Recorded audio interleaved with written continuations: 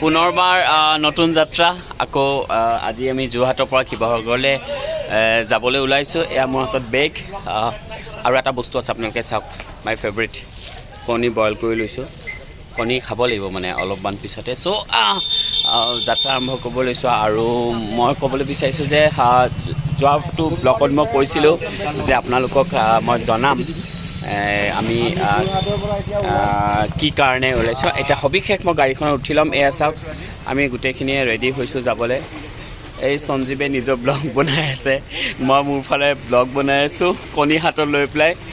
আমাৰ দিগন্তই ধুনীয়াকৈ বস্তুবিলাক পেকিং কৰিছে। চ' এই সঞ্জীৱে মোক কপি কৰি পেলাই বস্তুবিলাক কৰি আছে। গতিকে আপোনালোকে স্কিপ নকৰাকৈ থাকক। আমাৰ বৌ আছে, বৌ মোক আগবঢ়াব গৈছে। বৌ হাই কওক বৌ। হাই, আমাৰ বৌ এতিয়া হাই ক'ব। চ' আমি এতিয়া যাবলৈ ওলাইছোঁ। গতিকে আমাৰ এয়া আকৌ যাত্ৰা। চ' গাড়ীত থাকিম, বহিম, ঘূৰি ঘূৰি কথাখিনি কৈ আছোঁ। গাড়ীত বহি ল'লোঁ। দুদাক যাম বুলি ক'ব দেই, দুদা বাবাই হ'ব বাবাই, মাহী ফুৰে ফোন কৰিম। চ' আমি ওলালোঁ। গতিকে আজি কি কাৰণে আমি গৈ আছোঁ আকৌ এতিয়া শিৱসাগৰলৈ, সবিশেষ আপোনালোকক জনাই যাম। আপোনালোকে স্কিপ নকৰিব, চাই যাব।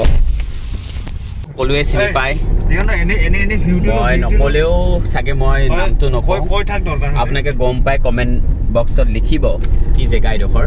এই আমাৰ আগত আৰু এখন গাড়ী গৈ আছে, তাত কৰিগ্ৰাফাৰ্ছবিলাক গৈ আছে। বৰ্তমান আমি উপস্থিত হ'লোঁ ইয়াত। কৰিগ্ৰাফাৰ শান্তমণি শৰ্মা দেৰগাঁও, পাৰ্থ মেছ, পবিত্ৰ বৰা, কেমেৰা পাৰ্চন ৰিপু, লগত আছোঁ আমি চাৰিজন। আপোনালোকে গমেই পাইছে, ব্লগটোত চাই আছে। গতিকে ক'ত গৈ আছোঁ এতিয়া? বৰ্তমান আমি গৈ আছোঁ অখিল গগৈ, সকলোৱে গম পায়। তেখেতৰ ওচৰলৈ গৈ আছোঁ, চাগে আমি আজি লগ পাম তেখেতক। গতিকে আমি সবিশেষ জনাম আপোনালোকক কি কাৰণে গৈছোঁ। আপোনালোকে গম পাইছে অৱশ্যে, তথাপিও এবাৰ আপোনালোকে অকল চাই যাওক ভিডিঅ'টো দেই।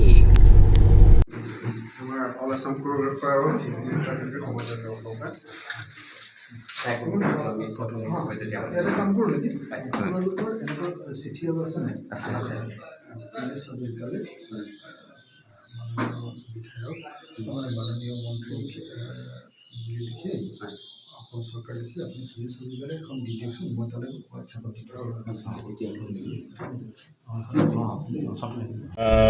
যিটো আমি প্লেনিং কৰি আহিছিলোঁ, বিধায়ক অখিল গগৈক আমাৰ লগ কৰা হৈ গ'ল। তেখেতৰ ৰেছপন্স সঁচাকৈ খুব বেছি ধুনীয়া। আৰু আমি আজি প্ৰথমবাৰৰ বাবে তেখেতক লগ পাইছোঁ। আৰু তেখেতৰ ইমান ৰেছপন্স পাম বুলি আমি কৰিগ্ৰাফাৰ এছ'চিয়েশ্যনে কেতিয়াও ভবা নাছিলোঁ। আৰু যি নহওক, তেখেতে আমাক চন্দনা দেৱীক হেল্প কৰিম বুলি কৈছে।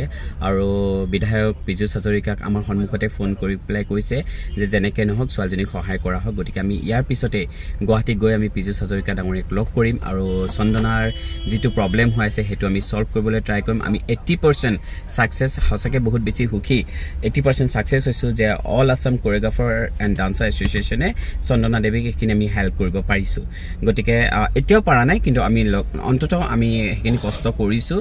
তেখেতৰ পৰা আমি এটা ভাল হেৰি পাইছোঁ। গতিকে আশা কৰিছোঁ যে আপোনালোকে চাই যাওক। ইয়াৰ পিছত আমাৰ এটা আছে প্ৰেছ মিট, আমি প্ৰেছ মিটলৈ গৈ আছোঁ।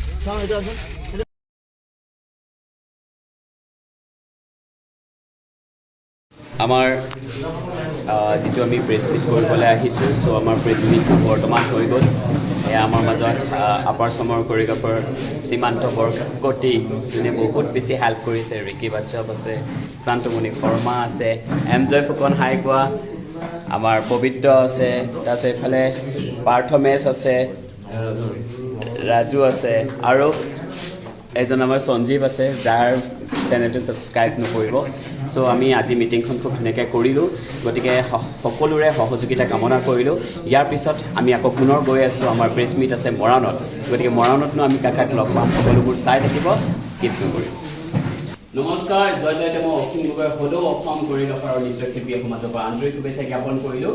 সঁচাকৈ এটা ব্যতিক্ৰমী প্ৰচেষ্টা, লগতে এটা খুব ভাল খবৰ ছাত্ৰ ছাত্ৰীসকলৰ বাবে, যিসকলে সাংস্কৃতিক লাইনত নিজকে আগলৈ নিবলৈ বিচাৰিছে, যিসকলে নৃত্য শিকিব বিচাৰিছে, যিসকলে অভিনয় শিকিব বিচাৰিছে, যিসকলে মেকআপ শিকিব বিচাৰিছে, যিসকলে কষ্টিউম ডিজাইনাৰ হ'ব বিচাৰিছে, তেওঁলোকৰ কাৰণে খুব ভাল খবৰ এটা হৈছে যে আমি কাহিলীপাৰাস্থিত জ্যোতি চিত্ৰবনত 1 মাৰ্চৰ পৰা 15 মাৰ্চলৈ এখনি কৰ্মশালা আয়োজন কৰিছোঁ, য'ত নৃত্য, অভিনয় পোচাক আৰু ৰূপসজ্জাৰ প্ৰশিক্ষণ দিয়া হ'ব আৰু তাতোকৈ ভাল খবৰ হৈছে যে অসমৰ 80জন কোৰিওগ্ৰাফাৰে লগ লাগি এই কৰ্মশালাটো আয়োজন কৰিছে আৰু প্ৰত্যেকজন ছাত্ৰ ছাত্ৰীয়ে এজন দুজন তিনজন চাৰিজন পাঁচজন নহয় 80জন কোৰিওগ্ৰাফাৰৰ পৰা এই নৃত্যৰ বিষয়ে শিকিবলৈ পাব আৰু লগতে আমাৰ লগত উপস্থিত থাকিব স্বনামধন্য নিপন গোস্বামী ছাৰৰ পৰা যতীন বৰা বৰফাৰাণী বিষয়ে নিশিতা গোস্বামীকে আদিকে ধৰি 30জন বিশিষ্ট শিল্পী গতিকে মই অনুৰোধ জনাইছোঁ সমূহ অসমবাসী ৰাইজৰ ছাত্ৰ ছাত্ৰীসকলক তোমালোকে আহা ৱৰ্কশ্বপটো এটেণ্ড কৰা আৰু তাতোকৈ বেছি ভাল খবৰ হৈছে যে আমাৰ অল আছাম কোৰিওগ্ৰাফাৰ ডান্সাৰ এছ'চিয়েশ্যন এটা হৈছে গতিকে আমাৰ এটা পেজ আছে এছ'চিয়েশ্যন বুলি গতিকে আপোনালোকে সেই পেজটো লাইক কৰিব থেংক ইউ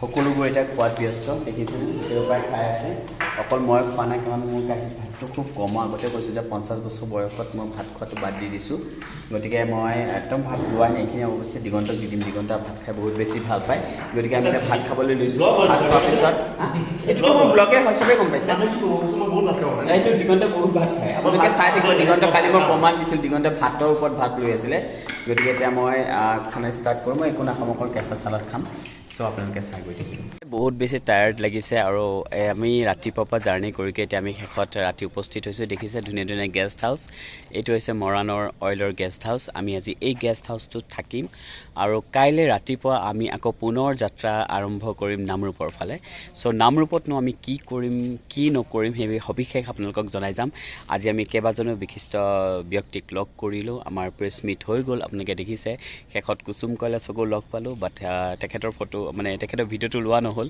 কাৰণ তেখেতে অকণমান দৌৰাদৌৰিকৈ আছিলে গতিকে আমি গেষ্ট হাউচলৈ গৈ আছোঁ আৰু আপোনালোকে গেষ্ট হাউচত কিন্তু ভূত ওলাব পাৰে দেই ভূত চুত একো নাই ভয় নাখাওঁ তথাপি গেষ্ট হাউচ কিবা গেষ্ট হাউচ নম্বৰ 2 এনেকৈ অকণমান দেখুৱাই আছোঁ আপোনালোকক ব'লো ভূত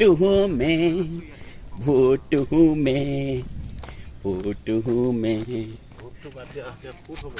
এই চাওক গেষ্ট হাউচ চ' আমি ইয়াতে আমাৰ আমাৰ পাৰ্থ আছে ভূত ওলালে পাৰ্থ আমাক হেল্প কৰিব ন পাৰ্থ তুমিতো ভূতক ভয় নোখোৱা নিজে এটা ভূত আৰু বিৰাট ভাল ল'ৰা পাৰ্থই বহুত বেছি হেল্প কৰিছে আজি যিখন আমাৰ মানে প্ৰেছ মিট হৈছে বিৰাট বেছি ছাকচেছ আমি গুৱাহাটীতকৈ এইখন প্ৰেছ মিটত ছাকচেছ হৈছোঁ চ' সঁচাকৈ থেংক ইউ ক'ব লাগিব পাৰ্থক গতিকে এতিয়া আমি ভূতৰ ঘৰলৈ গৈ আছোঁ আপোনালোকে কাইলৈ আমি জীয়াই থাকোঁ নে নাথাকোঁ চাব এনেই কৈছোঁ ধেমালি কৰিছোঁ আৰু আপোনালোকে কিন্তু যদি মোৰ ব্লগটো ভাল পাইছে লাইক শ্বেয়াৰ কমেণ্ট কৰিবলৈ নাপাহৰিব থেংক ইউ